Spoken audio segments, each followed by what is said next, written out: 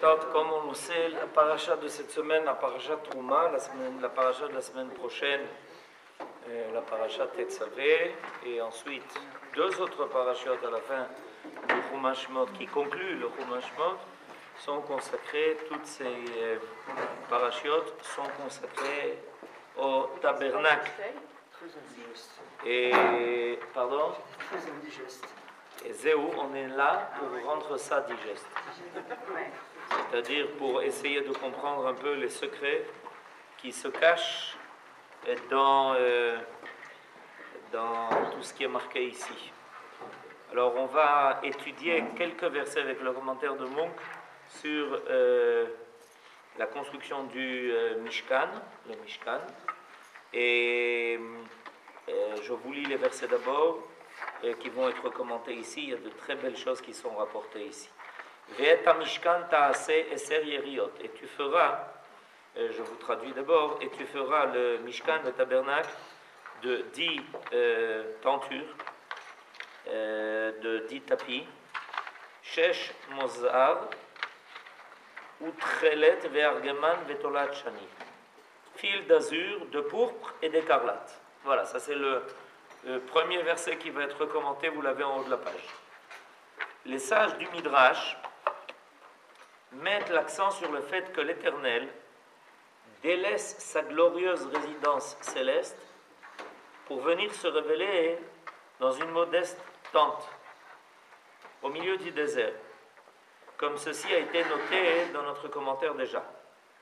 Il le fait, conclut-il, pour manifester sa tendresse à son peuple élu, qui de son côté vient exprimer son amour en parant le temple de son Dieu de tous les métaux les plus précieux et de toutes les étoffes les plus riches.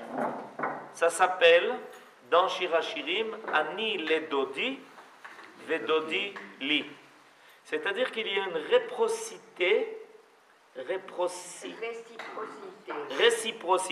et ça je me dis bien qu'il manquait quelque chose au milieu, réciprocité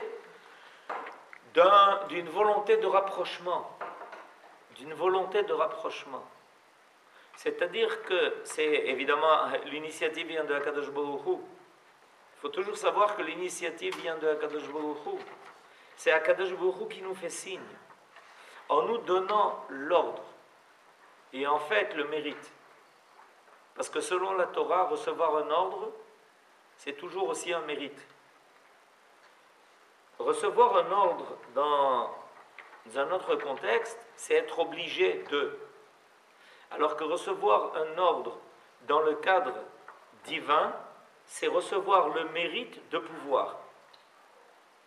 C'est tout à fait autre chose. C'est pour ça qu'il y a des gens qui considèrent très mal les mitzvot. On les habituait à mal penser, en leur expliquant que les mitzvot, c'est une coercition divine. Ça n'a rien à voir avec cela. C'est pour ça qu'avant de faire une mitzvah, on va dire une bracha qui va tout de suite mettre l'accent sur l'avantage que l'on a à faire les mitzvot. Asher kideshanu bemitzvotav. Avant de dire Vetsivanu, ça veut dire qu'il nous a ordonné. Dans la bracha, on rappelle l'avantage de la mitzvah. Est-ce que vous comprenez ce que je suis en train de dire? C'est-à-dire que d'abord, il est dit Asher kideshanu bemitzvotav, et ensuite, il est marqué Vetsivanu. C'est-à-dire que l'ordre ne vient qu'une fois qu'est apparu l'avantage de pouvoir être, grâce aux mitzvot, kedoshim. Ça veut dire quoi être kedoshim? Ça veut dire la possibilité de s'aligner sur le divin. C'est la véritable définition du kadosh. Comment on le sait? Par le fameux verset kedoshim tiyu, ki kadosh ani. Ça veut dire que par les mitzvot, on s'aligne sur le divin. Alors avant de nous dire qu'il y a un ordre, on nous explique qu'il y a d'abord une essence. Le fait même d'accomplir la volonté divine nous rattache d'abord à l'essence du divin. Et évidemment, ça devient simple que quand on a compris ça, on a envie d'être tenue des mitzvot. Malheureusement, la majeure partie de l'humanité a raté le droit d'être tenu des mitzvot. Il y a des gens dans le monde par millions qui sont dispensés de mitzvot. C'est très triste. Ils sont dispensés de mitzvot. C'est triste. Quelqu'un qui est dispensé d'une mitzvah, c'est triste. Parce qu'en réalité, lui est ôté la possibilité de s'aligner sur le divin. Il reste à l'état naturel seulement. Donc, pourquoi j'explique cela? Parce que c'est tout le principe du Mishkan. C'est tout le principe du Mikdash. Ve'asuli Mikdash, ve'shachanti betocha. C'est-à-dire que, en nous donnant la possibilité de le rencontrer, c'est pour ça que le Mishkan tabernacle s'appelle Ohel Moed, l'attente du rendez-vous. Bediuk. Ohel Moed. Ça s'appelle l'attente du rendez-vous. C'est-à-dire qu'Akadosh Baruch Hu prend l'initiative de venir à notre rencontre et grâce à cela, nous recevons, c'est comme quelqu'un qui se tient loin de toi et puis tu lui fais un petit signe en lui faisant une allusion qui peut s'approcher. Tu lui fais un petit signe comme ça. Viens, rapproche-toi. Alors à ce moment-là, il reçoit la force de pouvoir s'approcher. Et Akadosh Baruch Hu, en nous disant faites-moi le Mishkan, il nous a donné un petit signe, en nous disant voilà, on peut se rencontrer. Ce qui dans l'humanité n'était pas pensable. Ce qui dans l'humanité était une imagination tellement débordante et tellement galopante qu'on invite des idoles, on invente des idoles pour se donner l'illusion qu'on peut rencontrer le divin. Tout le principe de l'idolâtrie, c'est ça. On se crée des images, on se crée des statues, on fait des tas de choses. C'est la même idée. Hein? C'est la même idée. Et exactement, c'est la même idée. Seulement, étant donné qu'elle ne peut pas réaliser son potentiel, alors on traduit ça par des choses imaginaires. Alors on invente un avec des cornes, on invente un autre avec n'importe quoi. La volonté de l'homme de rencontrer le divin est tellement forte, est tellement présente, que l'homme n'arrivant pas à traduire ça dans les faits, alors il invente des choses. Et nous, on n'a pas besoin d'inventer. On a eu le mérite de recevoir l'ordre de faire le Mishkan. C'est la superstition, ça. C'est beaucoup de choses. C'est l'idolâtrie. La superstition, ça toujours accompagne l'idolâtrie. L'idée de la superstition, c'est dire de croire en des choses ésotériques dont tu ne comprends pas du tout la raison, pour te donner le sentiment que il y a quelque chose qui se cache derrière ce qui est visible. Toute l'idée des superstitions, la sorcellerie, de toutes ces choses-là qui ne sont pas claires, de l'ésotérie en général, et de la mystique encore en plus étendue, c'est sache qu'il y a quelque chose qui se cache. Nos grands-mères en Algérie qui disaient ne pas ça à tes enfants. Pas seulement dans le monde entier, il y a toujours, évidemment, quand on vit dans une certaine civilisation, on est influencé par la civilisation présente. Pourquoi en Europe on ne croyait pas aux petits lutins? Et alors, on croyait aux petits lutins, on croisait, on te racontait des histoires abracadabrantes, ok? On te racontait des histoires abracadabrantes sur les petits poussés, les petits ci, les petits trucs, tout le monde a vécu ça. Ça fait partie du rêve et je crois qu'on ne peut pas éliminer cette notion. C'est presque une notion philosophique de parler du... C'est le rêve. L'homme a besoin de rêver. Sans le rêve, je crois que l'homme serait, malgré la foi, malgré ça, il y a une part de rêve dans l'être humain qui fait qui lui permet de survivre à des événements ou même à des situations graves. Mais c'est autre chose de là à matérialiser en idole, c'est autre chose. C'est un autre registre. Mais ce que vous dites, Abraham, vous avez raison. Mais ça vient de l'aspiration profonde qui est au fond de chaque homme, de la Emouna. c'est-à-dire de savoir, on a en nous le sentiment profond et vrai qu'il y a le divin. Seulement, quand on n'a pas le chemin pour y arriver, alors, comme dans les rêves, on peut avoir des rêves qui ensuite vont trouver leur application, ou on peut avoir des rêves qui ne te conduisent à rien du tout. Il y a des gens qui sont malades de leurs rêves. Moi, je connais des gens qui sont malades de leurs rêves. Oui. Je parle sérieusement. Je connais des gens, même âge, qui ont des problèmes, ils rêvent tellement. Il y a des choses qui sont tellement trucs qu'ils n'arrivent pas à adhérer à quelque chose qui est réel. Alors, ce que vous dites, c'est vrai. C'est-à-dire, le fait qu'au fond de l'homme, d'ailleurs les psychologues ont dit qu'on ne peut pas vivre sans rêver. D'accord ? Je ne parle pas du rêve dans l'état de conscience. Vous parlez de... Je parle même dans l'état d'éveil. Par exemple, moi qui ai pratiqué un peu l'hypnose en cabinet, j'ai compris que l'homme, dans son état même d'éveil, de semi-éveil, a besoin d'imaginer. Et ça lui permet de vivre, de l'imaginer un beau paysage. Je ne parle pas de situation de débauche ou autre. Un beau paysage, une belle situation, de voir sa situation s'améliorer. Et on incite dans cet état-là, pré-hypnotique. Mais vous avez raison, mais la Torah, écoutez, le problème c'est qu'est-ce qui se passe quand l'hypnose est terminée. Le problème c'est pas au moment de l'hypnose. Qu'est-ce qui se passe? Pourquoi on ne permet pas aujourd'hui à tout le monde de pratiquer l'hypnose? C'est interdit. Il faut aujourd'hui avoir une autorisation pour pouvoir pratiquer l'hypnose. Parce qu'on a compris que le problème, qu'est-ce qui se passe après l'hypnose? Comment vous, qui vous servez de cette méthode, vous pouvez utiliser le rêve de l'homme? À quoi vous pouvez le conduire? Où vous pouvez l'amener? Qu'est-ce que vous pouvez faire de ces rêves-là? Alors la Torah, elle nous donne beaucoup plus que cela. La Torah, regardez, je vais vous dire quelque chose d'extraordinaire. Regardez en bas ce qui est marqué, en bas de la page.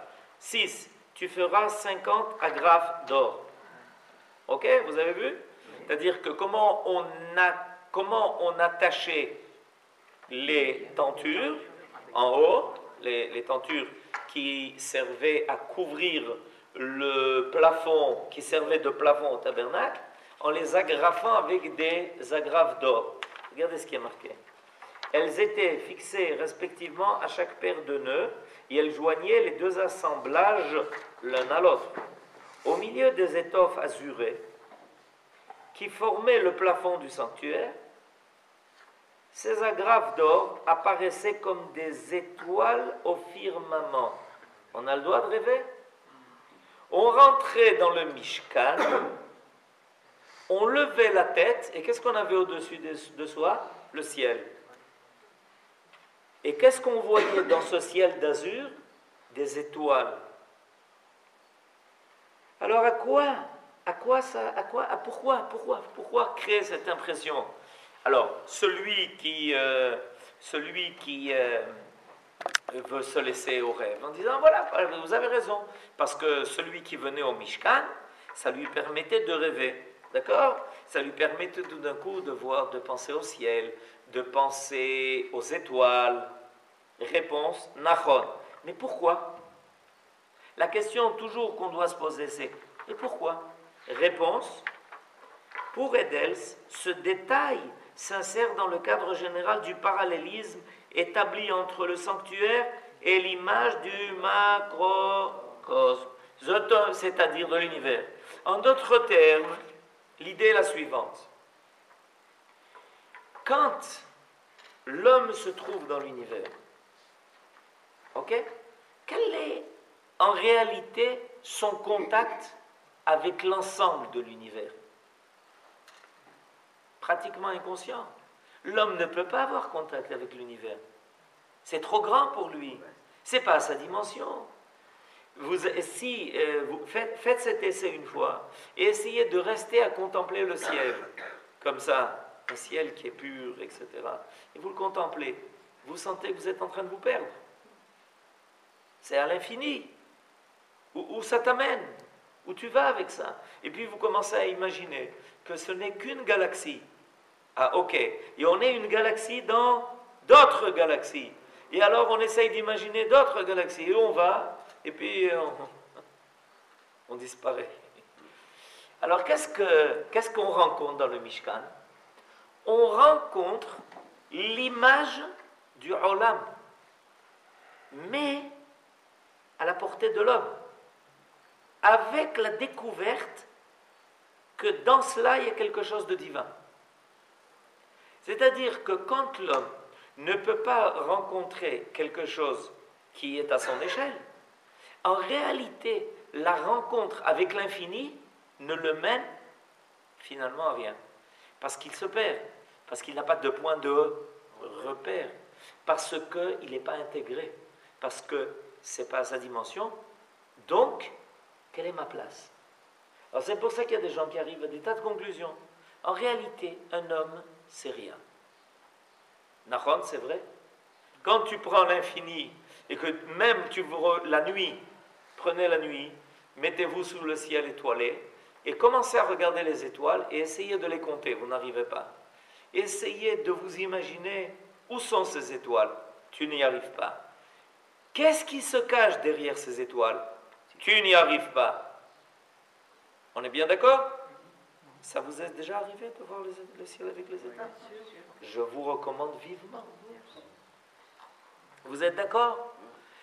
Qu'est-ce que Akadosh Baruch Hu fait? Il nous amène le Olam. Il nous amène le monde à notre dimension et il nous permet d'y trouver notre place. En nous disant, regarde, en réalité, tiens, tafkid. Regarde, les Kohanim, regarde leur tafkid. Les Lévi'im, regarde leur tafkid. Israël, regarde leur tafkid. Et puis l'homme commence à comprendre que finalement, il a sa place dans le monde, qu'il a une responsabilité. Chaque chose dans le Mishkan et dans le Beth Amikdash est extrêmement bien réglée. Et on commence à comprendre que tout ça, c'est une trame énorme, divine, dans laquelle Akadosh Baruch Hu permet à l'homme de remplir un rôle, dans lequel l'homme peut tout d'un coup accéder au divin. Il peut accéder à l'infini. Il peut accéder au parfait. Il peut accéder à la Kedusha. Il peut accéder à la Tahara. Ça nous permet, nous les hommes, de commencer à rencontrer quelque chose qui est pour nous, veut dire pour nous quelque chose. Alors, ça c'est tout le tafkid du Mishkan. Regardez, on va même voir maintenant que dans les plus petits détails, même dans la longueur de chaque tapis, vous allez voir comment les choses vont se vérifier. Regardez, dans le verset 2, je suis maintenant le paragraphe d'après, après le premier. Vous le voyez? 2? Ok. La longueur de chaque tapis. Alors, on amène dans ce commentaire d'abord un des versets de Shir HaShirim. Vous savez qu'en fait, Shir HaShirim, c'est le chant dans le Tanakh qui correspond le plus à tout ce qui concerne le Mishkan et le Mikdash. Alors, il est marqué là-bas, Yaradti el Ginat Egoz. Je suis descendu dans le verger au noyer. Pourquoi el Ginat Egoz? Pourquoi, quand on veut parler de Akadosh Baruch Hu, dans Shir HaShirim, quand le roi Shlomo, il a voulu donner un mashal, il a voulu donner un exemple pour nous faire comprendre quelle était l'apparition de Dieu dans le monde, il nous dit de la descente de Akadosh Baruch Hu Beginat Egoz. Pourquoi? Tav, Egoz. Pourquoi pas Egoz? Comment pas Egoz? Mais c'est Shir HaShirim. Tout ça, c'est de la prophétie. Pourquoi se servir de Ginat Egoz? On aurait pu dire Ginat Tamar, Ginat Tapuar. C'est marqué aussi. Et pourquoi? Pourquoi Egoz? Cette allégorie du cantique des cantiques est rapportée à la descente de l'Éternel vers sa résidence terrestre. Celle-ci, dira le Zohar, se compare à une noix, fruit qui comporte une coque entourant et abritant le brou situé à l'intérieur. C'est-à-dire que le machal, il est médouiaque. Quand Akadosh Baruch Hu descend dans ce monde, il y a donc une apparition divine, mais il y a autour de cela des protections. Il y a autour de cela des coquilles. Cette structure caractérise également le sanctuaire et tout objet sacré. Le degré le plus élevé de sainteté réside tout à l'intérieur. Alors que ce qui l'entoure et l'enveloppe s'éloigne de la source de sainteté. Voilà le tabernacle, poursuit le Zohar, qui contient un double système d'enveloppe. Le premier, qui protège directement les enceintes sacrées, est composé des tentures les plus riches. Elles sont au nombre de 10. Le second, destiné à protéger le premier, est constitué de simples tapis de poils de chèvre, qui sont au nombre de 11. Plus la quantité augmente, plus le caractère de sainteté diminue d'intensité. C'est-à-dire qu'il y a une relation inversement proportionnelle entre la Gdusha et la quantité. La Gdusha, dans son essence, c'est 1. Il n'y a pas de chiffre. 10, c'est 1, auquel on a rajouté un 0. C'est-à-dire 1 plus 0, c'est rien. C'est l'unité totale. C'est pour ça que le chiffre de 10 représente toujours l'unité dans le pluriel. C'est pour ça qu'il ne peut pas y avoir de minyan moins de 10. Le chiffre 10 représente, nous dit le Maharal de Prague, le principe de l'unité totale dans le cadre de la pluralité du monde. Donc, la tenture, la première, celle qui entoure profondément le Mishkan, est constituée de 10. Ce qui est déjà plus élevé, géographiquement, donc qui va entourer cela, donc qui est plus extérieur en fait, va déjà être un nombre de plus. Ça va être 11. C'est en ce sens, plus la quantité augmente, plus le caractère de sainteté diminue d'intensité. C'est pour ça que le Ham Israël, il est très peu nombreux. On ne peut pas être nombreux. Ça voudrait dire que la quantité serait là pour prouver la qualité, ce qui est faux. C'est en ce sens que Ravashi a pu conclure de notre passage le principe Kol Amosif Gorea. Il y a le plus grand paradoxe dans cette phrase. Plus on rajoute, et moins on a. Plus on rajoute, moins on a. Kol Amosif Gorea. Parce qu'au niveau de la Kedusha, c'est comme ça que ça se passe. C'est pas parce que tu vas rajouter des quantités, que tu vas avoir plus de Kedusha. C'est pas ça que ça. C'est une conception matérialiste de la réalité. Quiconque ajoute diminue. En outre, les premières tentures ont des mesures qui totalisent le nombre de 32. 28 coudées de longueur, 4 de largeur. Ce chiffre correspond à la valeur numérique du mot lèvre. C'est-à-dire que la première tenture, celle qui va servir de coquille au sanctuaire, c'est le lèvre. Là-bas, on rencontre le lèvre. Car cette enceinte constitue le cœur du tabernacle. La seconde enveloppe comprend des mesures au total de 34. 30 coudées de longueur, 4 de largeur. Chiffre qui correspond à la valeur numérique du mot dal. Ça veut dire quoi, dal? Pauvre, signifiant pauvreté. La seconde enveloppe est pauvre en valeur et pauvre en sainteté par rapport à la première. Donc on comprend que plus on s'éloigne de l'essentiel, plus ça diminue en intensité. ça me diminue en sainteté, en Gdusha. Vous comprenez? Plus on se rapproche du cœur, le Zohar dit que Yerushalayim est le cœur du monde. On ne se rend pas compte, mais on est dans le cœur. Vous imaginez un peu? On est installé dans le cœur. On est à Yerushalayim, et puis on est là comme si on était autre part.